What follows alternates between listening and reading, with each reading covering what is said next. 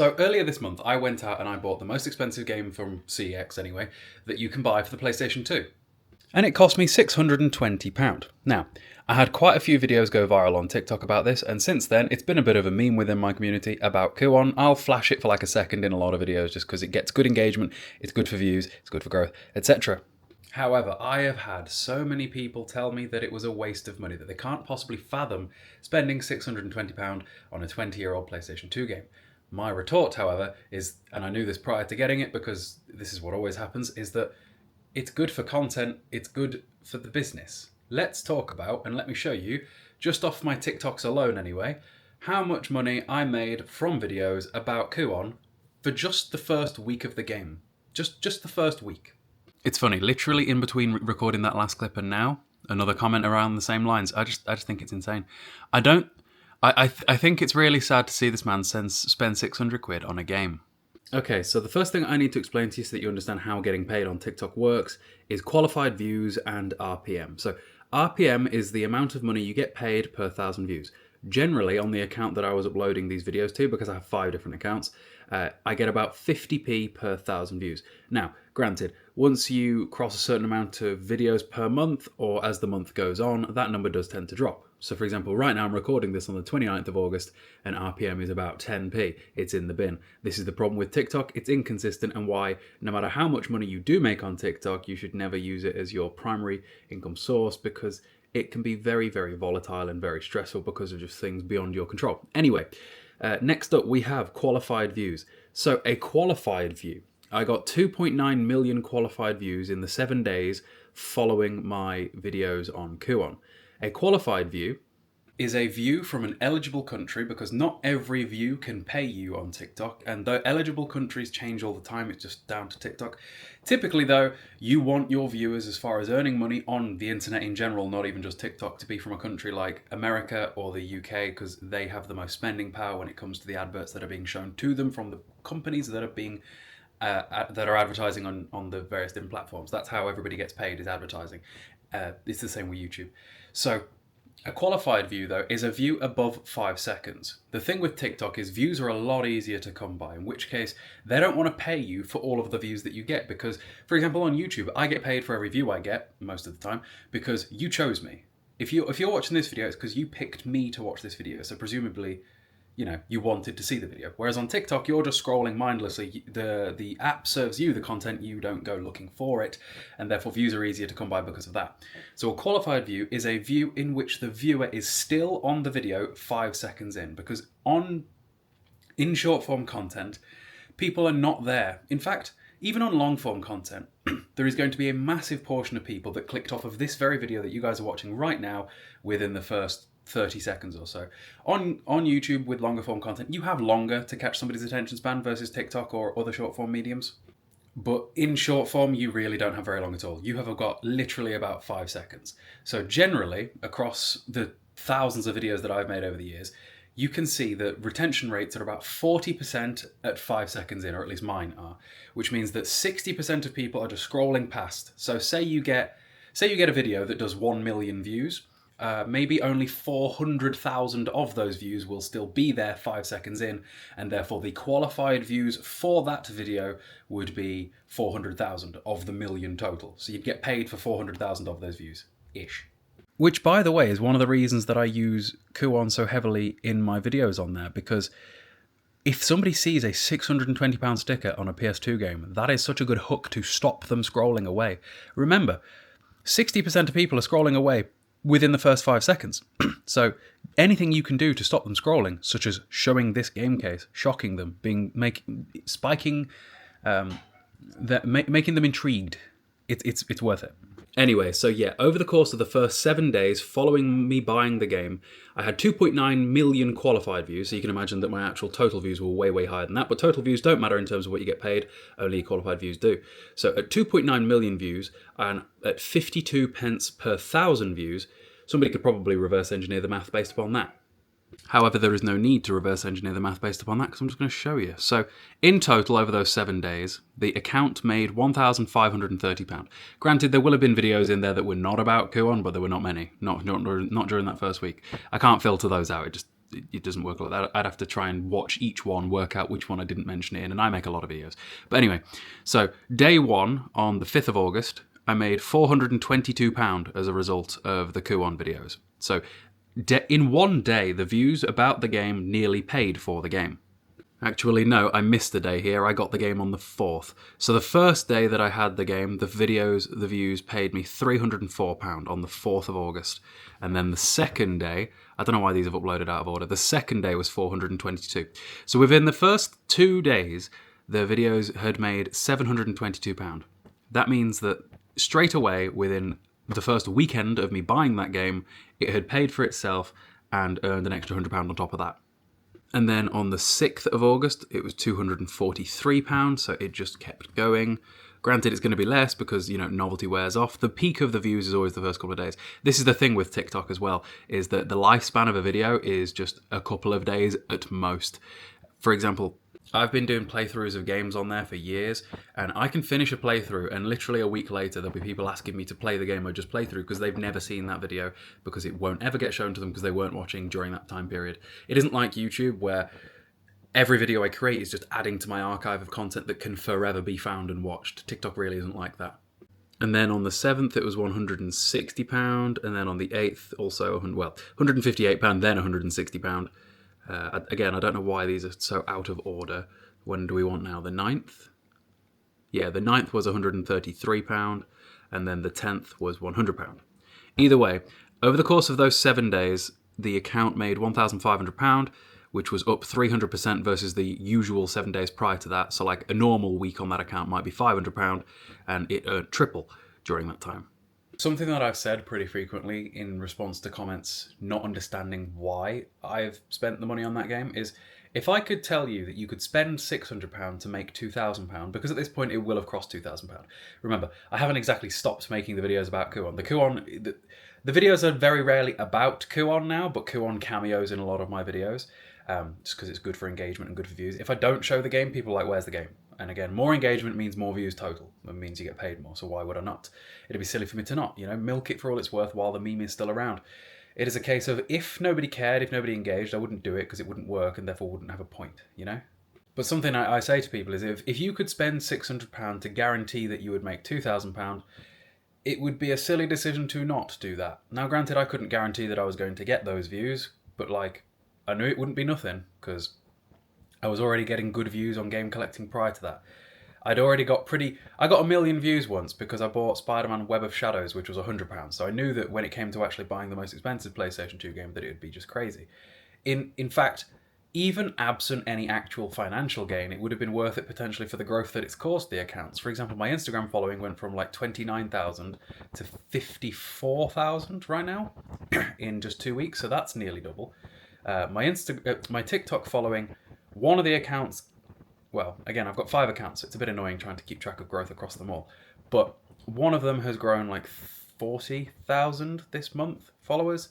So to some people, the growth on these various social medias would result in you earning that money back long term just indirectly, just because of having a bigger platform and such. So realistically, it was a no-brainer. On top of that, you got to remember that buying games, playing games, everything game-related, everything tech, everything video, if I make a video on it, if I talk about it for videos, buy it for videos, wholly and solely for business purposes, that makes the game a business expense. So for example, it reduces the amount of tax that I will have to pay. I tried to explain this to one angry man as well, but he didn't seem to get it. I like being transparent about the creator side of things because I feel like not very many creators are, and I think it's kind of interesting. So for example, if you are on YouTube and you are watching a travel vlogger, I promise you, every flight they take, every meal they eat, every activity they record, if it is on camera, if it is for the purpose of their job, and their job is this travel vlogging, it is all a business expense. They will business expense thousands. If you watch food YouTubers do food challenges and things, I promise you, they're not bothered about the price of the meal. How a lot of the time that they get the meal for free, it doesn't matter. The price of the meal will be a business deductible. That's how content creation works. For example, at the top end of this scale, all the way right up there, you got Mr. Beast. You know how he'll spend hundreds of thousands on his videos? Business expense. It's reducing his revenue. It's it's coming off his revenue, reducing his profit, reducing the amount of tax you have to pay. Also, if you guys haven't already, do drop me a follow or a subscribe or a like or even just a pat on the back. I don't know.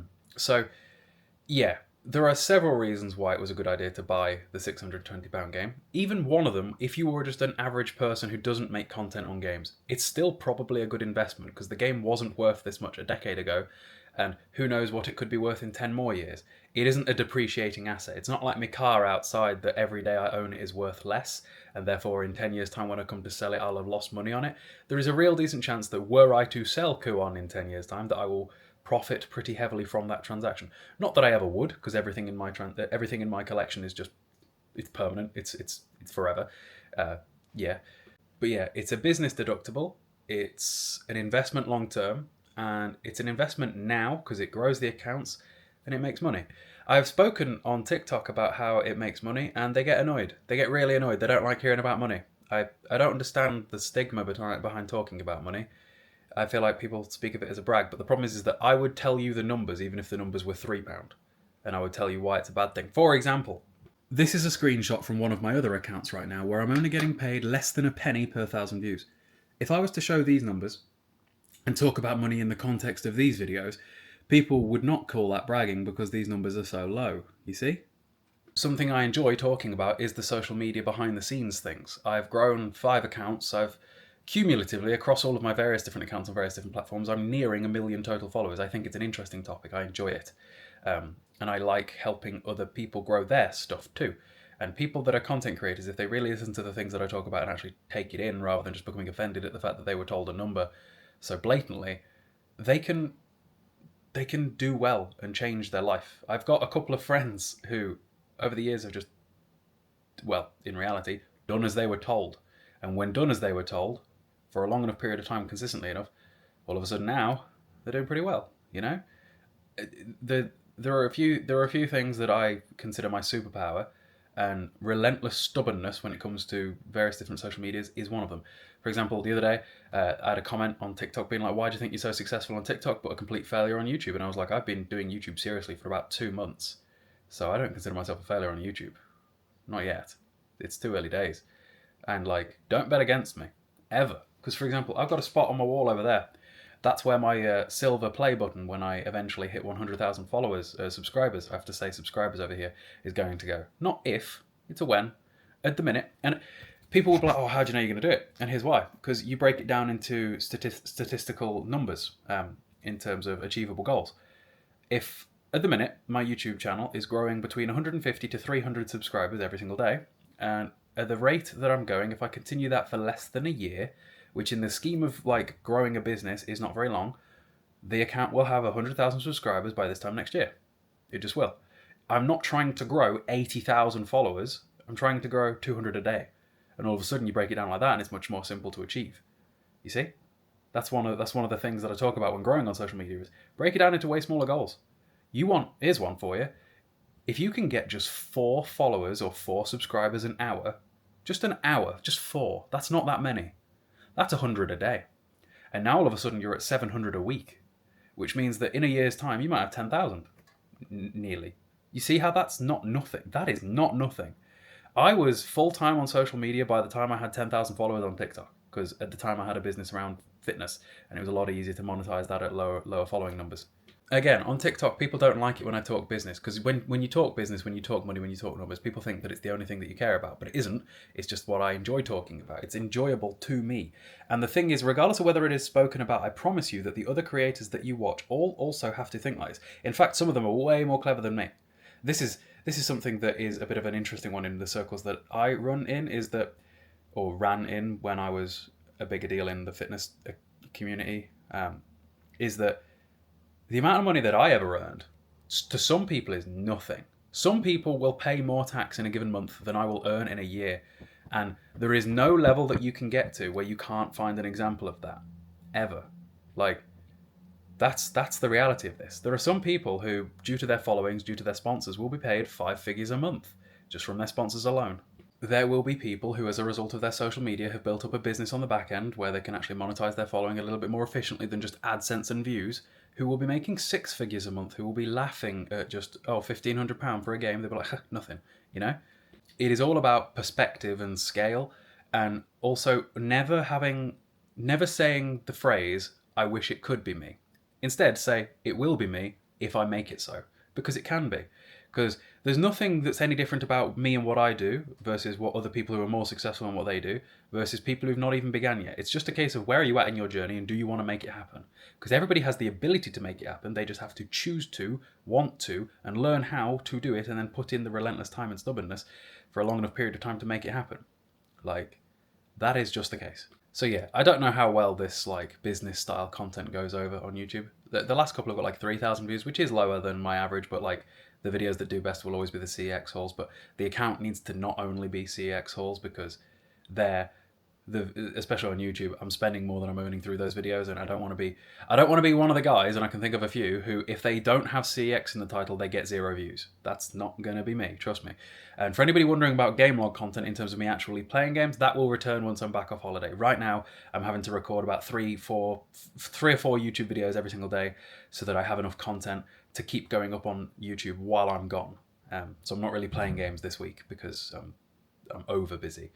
So yeah, I hope you guys enjoyed the video. I hope you guys thought it was interesting and maybe inspired some people. That's the goal.